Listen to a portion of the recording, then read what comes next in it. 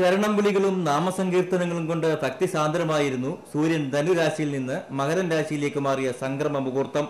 ഭക്തകോടികൾക്ക് ദർശന പുണ്യം പകർന്ന കലിയുഗവരദന് സംക്രമ മുഹൂർത്തമായ പുലർച്ചെ 6:56 സംക്രമാഭിഷേകം നടത്തി. കവടിയാർ കൊട്ടാരത്തിൽ നിന്നും കൊണ്ടുവന്ന നെയ്യാണ് അയ്യപ്പന് അഭിഷേകം നടത്തിയത്. തന്ത്രി കണ്ഠരര് രാജീവരുടെ സാന്നിധ്യത്തിലായിരുന്നു സംക്രമ പൂജകൾ. സംക്രമ മുഹൂർത്തത്തിൽ ലക്ഷക്കണക്കിന് ഭക്തർ ദർശന പുണ്യം നേടി. ഇനി മകരസംക്രമ സന്ധ്യയ്ക്കായുള്ള കാത്തിരിപ്പിലാണ് ഭക്തർ. സന്നിധാനത്തും പൂങ്കാവനത്തിലെങ്ങും പർണശാലകൾ കെട്ടിയാണ് ഭക്തർ കാത്തിരിക്കുന്നത്. സർവ്വലൗകിക സുഖങ്ങളെയും ഉപേക്ഷിച്ച് വർണ്ണാശ്രമധർമ്മങ്ങൾ അനുഷ്ഠിച്ച് ശരണം വിളികളുമായി കിഴക്കേ ചക്രവാളത്തിൽ മകരനക്ഷത്രം ഉദിക്കുന്നതും കാത്തിരിക്കുകയാണ് തീർത്ഥാടകർ. തൊഴുന്നതിനും വേണ്ടുന്ന എല്ലാവിധമായിട്ടുള്ള സൗകര്യങ്ങളും ദേവസ്വം ബോർഡും ഗവൺമെൻറ്റും ഒരുക്കിയിട്ടുണ്ട്.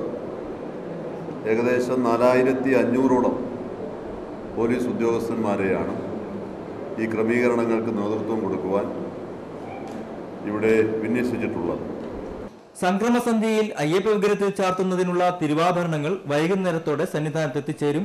പരമ്പരാഗത പന്തളം താരയും പൂങ്കാവനവും താണ്ടിയാണ് തിരുവാഭരണങ്ങൾ സന്നിധാനത്ത് എത്തിച്ചേരുക.